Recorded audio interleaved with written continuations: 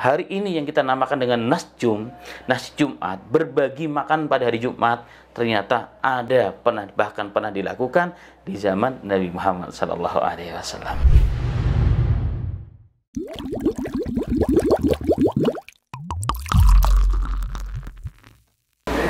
Bismillahirrahmanirrahim. Assalamualaikum warahmatullahi wabarakatuh. Alhamdulillah, wassalatu wassalamu ala rasulillahi karim, amma ba'd.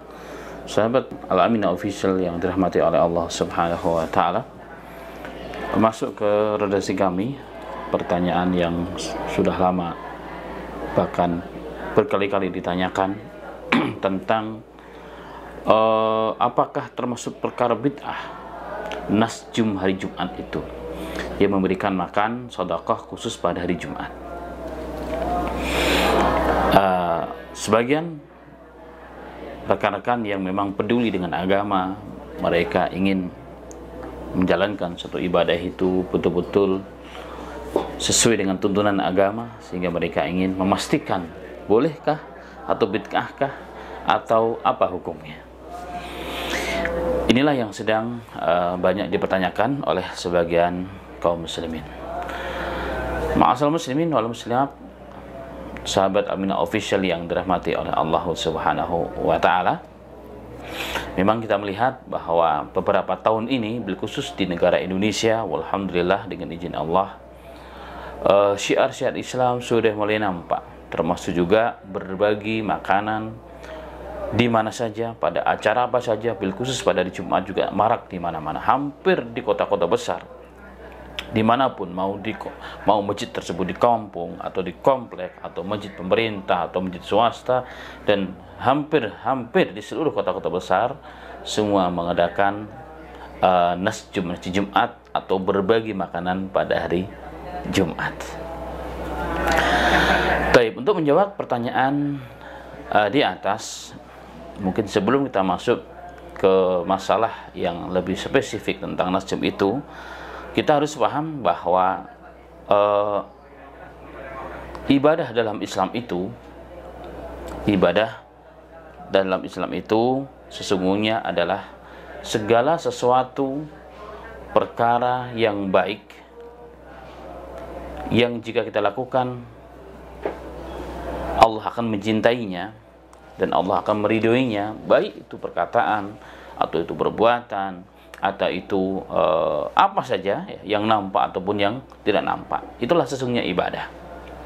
Jadi ibadah ya ismun jami'un likulli ma yuhibbullahu wa yardah minal aqwal wa af'al al-batinah wa dhahirah. Jadi ibadah itu adalah seluruh atau nama sebuah amalan, pekerjaan, qauliyah, perkataan atau perbuatan yang nampak atau yang tidak nampak, yang jika kita lakukan Allah akan senang dan ridho, maka itulah ibadah sesungguhnya. Karena itu, sebagai gambaran umum, ibadah itu terbagi menjadi dua yang kita harus pahami. Ibadah yang disebut dengan al-ibadatu mahdhah. Ibadah mahdhah adalah ibadah yang secara singkat, ibadah yang jelas diniatkan pasti karena Allah, ibadah hanya karena Allah tentunya. Dan ibadah tersebut terdapat aturan mainnya. Aturan mainnya di sini, jadi betul-betul ibadah tersebut turun dari Allah, turun dari langit peraturannya, secara detailnya, ya, secara detailnya. Kalau contohnya salat 5 waktu adalah ibadah mahdhah. Kenapa? Karena ianya kewajiban yang Allah perintahkan melalui Allah dalam firman-Nya atau melalui hadis Rasulullah dan hadis-hadisnya, yang waktunya tertentu, yakni tata caranya tertentu, baik waktunya, jumlahnya, rakaatnya, bacaannya, dan seterusnya. Ini namanya ibadah mahdhah yang tidak boleh dicampuri oleh ijtihad atau pendapat manusia. Ini kesepakatan para alim ulama. Maka siapa yang menambah atau mengurangi dalam ibadah yang mahdhah seperti ini, maka jelas orang tersebut telah melakukan perkara baru dalam agama. Ini yang pertama. Yang kedua adalah yang disebut dengan ibadah ghairu mahdhah, ibadah yang tidak mahdhah. Ini ibadah yang tetap dilakukan karena Allah, tetapi aturannya aturan umum dari Allah. Tidak ada aturan secara detailnya. Karena memang awalnya ini bukan ibadah, bisa cenderung kepada urusan dunia, kebutuhan atau apa saja. Sedangkan kalau ibadah yang mahdhah memang dari awalnya sudah ibadah. Dari awal, dari asalnya pun ini memang ibadah yang merupakan perintah agama, seperti sholat, zakat atau sedekah wajib, haji, umroh. Ini adalah ibadah-ibadah yang bersifat mahdhah, puasa dan seterusnya.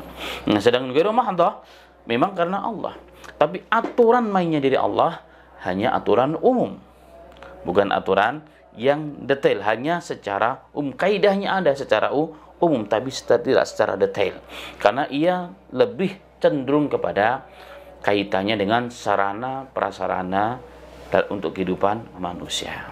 Satu contoh, makan, minum. Makan dan minum asalnya bukan ibadah, keperluan, tapi dia akan menjadi ibadah. Kenapa? Jika orang melakukan, dia niat ini menjalankan perintah agama Allah, karena Allah mengatakan kulu washrabu, makan dan minumlah. Makan apa, minum apa silahkan, yang penting halalan thayyibah. Cuma kaidahnya wala tusrifu, jangan berlebihan. Ini kaidah umumnya. Satu contoh, inilah contoh daripada ibadah ghairu mahdhah. Maka makan dan minum apa saja. Apakah boleh makan selain makanan yang dimakan Rasulullah? Boleh. Kalau Rasulullah makannya korma, ya kan? Makannya tepung, makannya roti. Boleh nggak makan nasi? Boleh. Boleh makan bakso? Boleh. Tapi kan nggak ada contoh dari Rasulullah. Rasulullah pernah makan bakso? Iya, karena ini ibadah ghairu mahdhah. Contoh ibadah yang ghairu mahdhah juga ibadah berbagi makanan. Ibadah berbagi makanan atau sedekah makanan, apapun namanya. Kaidah secara umum ada. Bahkan Allah mensifati orang yang suka berbuat atau berbagi makanan, bersedekah makanan adalah perbuatan orang yang baik, terutama dalam kondisi kelaparan. Dan Allah menyebutkan sifat-sifat orang-orang yang terpuji tersebut. Au it'amu fi yaumin di masghabah. Dalam Quran surah Al-Balad Allah mengatakan, atau orang-orang yang memberikan makan pada hari-hari di mana manusia dalam kondisi kelaparan. Bahkan dalam hadis yang cukup banyak, Al-Tirmidzi, Imam Bukhari dan sebagainya, perintah Rasulullah SAW apa? Kepada kita, ad'imut ta'am, berbagilah makanan. Dalam teks Bukhari, absus salam, sebarkan salam, ad'imut ta'am, berbagi makan, kasih makan orang lain. Summa kalam, baru berbicara. Itu kata Nabi Muhammad SAW. Bahkan hadis Sahih Bukhari dan Muslim, Rasulullah menegaskan kaidah umum dalam berbagi makanan ini, yang merupakan satu di antara contoh ibadah ghairu mahdhah. Ittaqun nar walau bisyaqi tamrah. Takutlah engkau dengan api neraka.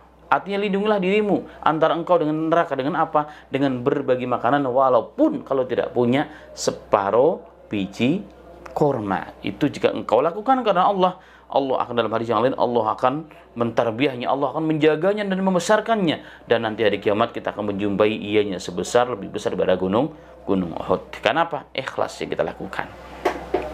Bahkan dalam hadis yang lain Nabi Muhammad SAW riwayat Ahmad mengatakan, khiyarukum man at'amat ta'am, sebaik-baik di antara kalian adalah orang yang suka memberikan makan orang lain. Dalam riwayat Sahih Jami' Nabi Muhammad SAW pernah bersabda, ahabul a'mali ilallah, sebaik-baik amal yang dicintai oleh Allah adalah apa? Sururun tudkhiluhu alal muslim, kesenangan yang kau masukkan dalam hati manusia. Dalam teksnya berikutnya Rasulullah mengatakan, wa taksiful anhu kurbah, dan mengangkat kesulitan, kesedihan dari seseorang. Dalam riwayat wa tadru anhu ju'an, dan kau mengusir kelaparannya, ini kau beri makan orang lain. Karena itulah ma'asal muslimin rahimani wa rahimakumullah, jika melihat pada kaidah umum ini bahwa berbagi makanan, apalagi pada hari-hari khusus, hari Jumat itu kan sayyidul ayyam, penghulunya pada hari-hari. Bahkan Rasulullah mengatakan tidak ada hari yang paling baik di muka bumi ini di mana terbit matahari di pagi harinya melebihi hari Jumat. Kenapa? Pada hari itulah Allah menciptakan Adam. Pada hari itulah Allah masukkan Adam ke dalam surga, mengeluarkan Adam dari surga. Bahkan hari Jumat itu pun akan terjadi nanti terjadinya hari kiamat. Sehingga dikatakan bahwa hari Jumat sayyidul ayyam, maka kita dianjurkan untuk beramal yang lainnya. Amal-amal apa saja, termasuk it'amut ta'am, membagi makanan. Membagi makanan dalam kaidah umum ini masuk kategori ghairu mahdhah. Membagi makanan apa saja. Kalau di zaman sahabat mungkin berbagi makan korma, berbagi makan kambing, sapi dan seterusnya. Apakah boleh yang lain? Boleh. Kenapa? Karena ianya dalam kaidah ibadah ghairu mahdhah, maka harinya tidak ditentukan, kapan saja kita ada keluasan dan ada kesempatan, dan memang hari yang paling bagus manusia bisa berkumpul, ya kan. Apapun yang kita bisa berikan dalam bentuk apapun diperbolehkan. Nah, kita menuju kepada pertanyaan yang tadi, sedekah pada hari Jumat atau nasjum, hari ini kita kenal nasi Jumat, itu boleh apa enggak sih? Walaupun mengkhususkan, kalau kita merujuk kepada dalil umum pun masuk kategori dalil umum sebenarnya. Artinya berbagi makanan kapan saja silahkan. Kan tidak ada yang mengatakan harus hari Jumat, nggak ada. Cuma memang hari Jumat adalah kondisi di mana orang itu berkumpul di masjid, sehingga berbagi makanan bagi orang-orang yang soleh yang baru pulang dari masjid, terutama orang-orang yang membutuhkan. Maka itu perkara yang sangat baik. Kemudian kalau juga secara taksis, secara khusus, apakah ada dalam riwayat Nabi Muhammad SAW itu, ternyata jika kita lihat ma'asal muslimin wal muslimat rahimani wa rahimakallah, dan bil khusus sahabat Al-Aminah Official yang dirahmati oleh Allah Subhanahu wa taala, dalam Sahih Muslim dan Sahih Bukhari ditemukan, bahkan Al-Imam Bukhari berkali-kali meriwayatkan, mengulang riwayatnya tentang bab ini.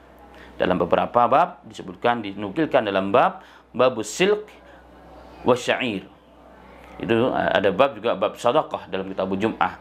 Kemudian ada juga beliau masukkan dalam bab tentang gors, ya, bab tentang menanam. Bab tentang menanam. Satu di antara riwayatnya diriwayatkan dengan sanadnya oleh Imam Bukhari rahimahullahu taala kepada seseorang yang bernama Abu Hazim. Abu Hazim meriwayatkan dari gurunya yang bernama Sahal bin Sa'ad. Radhiyallahu anhu. Sahal bin Sa'ad mengatakan dalam riwayat Bukhari tersebut dengan beberapa teks ada perbedaan teksnya dan ada sedikit tambahan. Inna kunna nafrahu bi yaumil jum'ati. Dahulu kami senang banget dengan hari Jumat.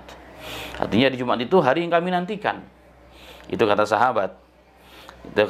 Kenapa? Kanat lana ajusun ta'khudhu min usuli silki lana kunna nagrisuhu fi arba'ina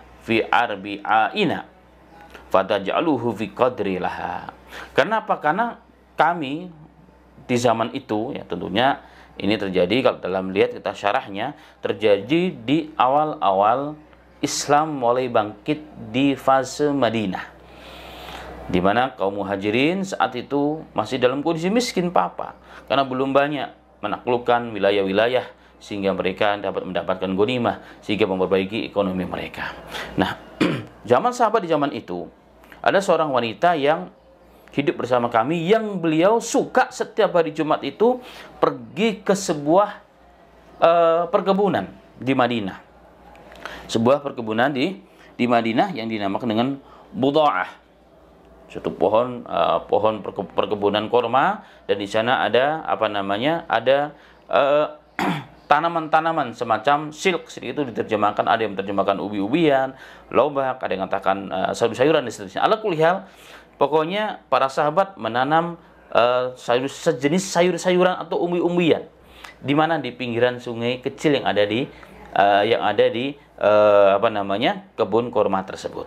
Dan wanita tua ini atau nenek ini setiap hari Jumat, tentunya sebelum hari Jumat, beliau pergi ke sana dan mengambilnya,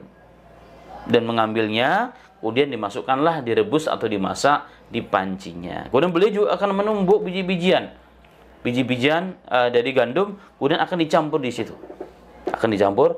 situ. Dan sahabat ini, yakni Sahal bin Sa'ad mengatakan, dan setelah saja kami selesai sholat Jumat bersama Rasulullah di Masjid Nabawi, kami akan mendatangi rumah orang atau nenek tersebut.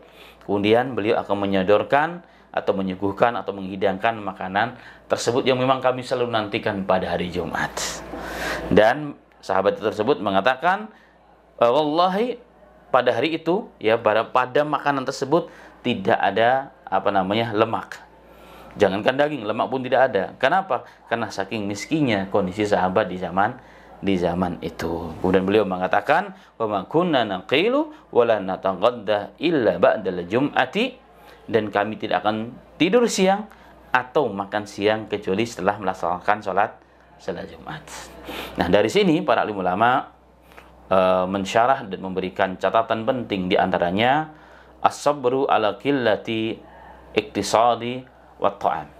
Ini sabar ketika kita mendapatkan ujian dari Allah, sedikit ekonomi kita, sempit ekonomi kita, dan sedikit makanan kita, sehingga mereka makan apa adanya. Sehingga ketika ada orang nenek-nenek yang suka membuat makan untuk mereka, maka begitu senang pada hari Jumat itu. Nah, jika kita lihat, ini kejadian ini adalah di awal-awal fase Madinah, di mana kaum muslimin kebanyakan masih miskin, terutama orang-orang muhajirin. Berarti Rasulullah masih ada. Rasulullah masih ada. Terjadi sudah seorang wanita tua yang selalu membuatkan makanan untuk sahabat, tentunya untuk Rasulullah juga. Untuk sahabat, untuk Rasulullah. Sehingga hari ini yang kita namakan dengan nasi Jumat, berbagi makan pada hari Jumat, ternyata bahkan pernah dilakukan di zaman Nabi Muhammad SAW. Dan ini salah satu metode luar biasa untuk berbagi makanan kepada sesama, untuk sambung hati, menjaga ukhuwah antara satu dengan yang lain, antara si kaya dengan si miskin. Maka tinggal kita merujuk kepada teks hadis ini, dan jika kita melihat kembali kepada kaidah-kaidah ibadah secara umum, maka kategori perbuatan nasjum, berbagi makanan pada hari Jumat itu terkategori perbuatan yang baik, ibadah, tapi guru mahdoh, dan ternyata sudah dilakukan di zaman sahabat, di zaman Nabi Muhammad SAW. Sehingga diharapkan setelah ini tidak ada lagi suuzon, tidak ada lagi menghukumi orang melakukan perbuatan yang tidak ada contoh dari Nabi Muhammad SAW. Demikian, semoga bermanfaat dan menambah ilmu bagi kita semuanya. Wafaqna wa iyyakum. Wassalamualaikum warahmatullahi wabarakatuh.